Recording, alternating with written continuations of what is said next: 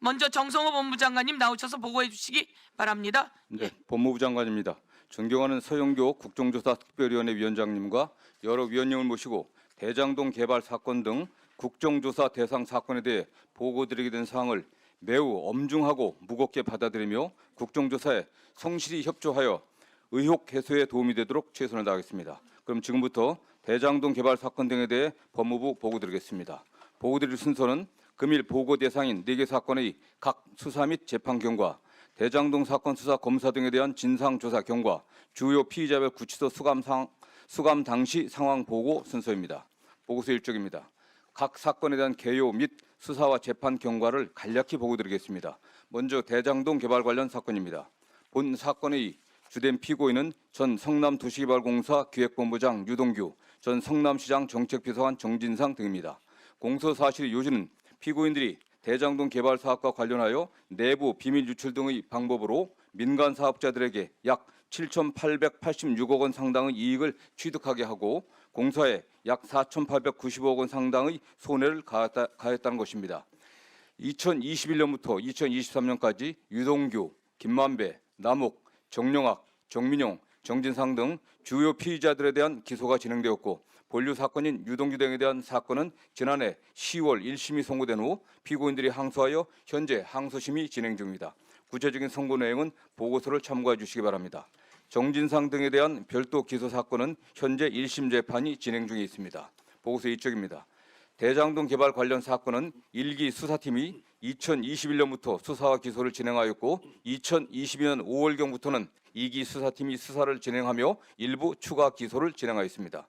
한편 대장동 사건의 1심 판결문에서는 일부 별건 수사와 관련한 판시가 있었습니다. 구체적인 내용은 보고서에 기재하였으니 참고해 주시기 바랍니다. 보고서 3쪽입니다. 위례 신도시 개발 관련 사건에 대해 보고드리겠습니다. 주된 공소 사실의 요지는 위례 신도시 개발 사업 과정에서 유동규 등이 성남도시개발공사의 내부 비밀을 활용하여 민간 사업자 선정에 관여하고 남욱 등이 이익을 취득하였다는 것입니다. 2022년 9월 유동규 등 5명이 기소되었으나 올해 1월 1심에서 전부 무죄가 선고되고 재판이 확정되었습니다. 정진상 등에 대한 사건은 현재 1심 재판이 진행 중에 있습니다. 보고서 4쪽입니다. 김용 전 민주연구원 부원장 관련 사건입니다. 본 사건의 주된 내용은 김용 부원장이 대장동 사업 관련 편의 제공 등의 대가로 유동규 등으로부터 3회에 걸쳐 1억 9천만 원의 뇌물을 수수하고 김용, 유동규, 정민용이 남욱으로부터 대선 관련 불법 정치자금 8억 4,700만 원을 수수하였다는 것입니다. 2022년 피의자들이 기소되었고 2023년 11월 1심 판결이 선고된 후 지난해 2월 쌍방 항소가 기각되었으며 현재 상고심 재판 중에 계속 중에 있습니다. 구체적인 선고 내용은 보고서를 참고해 주시기 바랍니다. 보고서 5쪽입니다.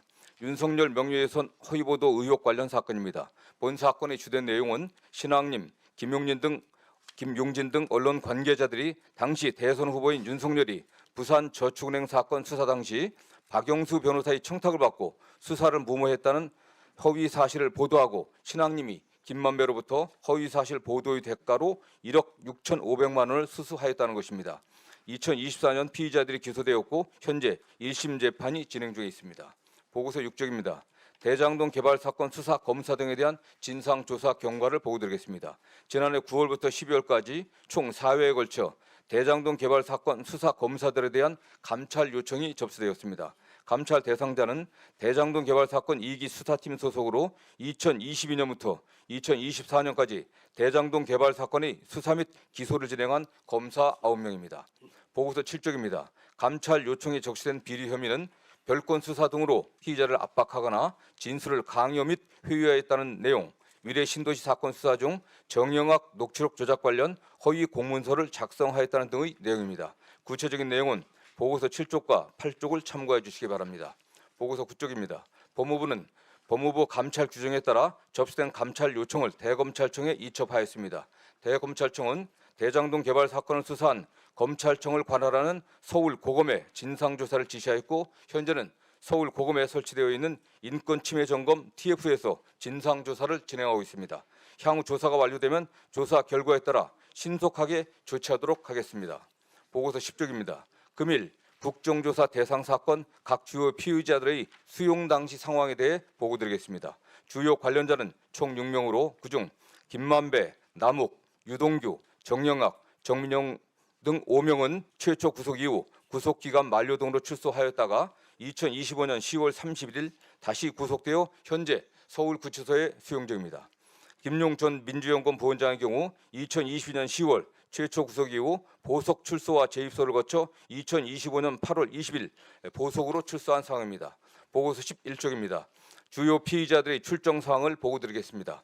김만배의 경우 총 3차례에 걸쳐 기소되며 검찰 조사를 위해 53회, 법원 재판을 위해 197회, 총 250회 출정하였습니다.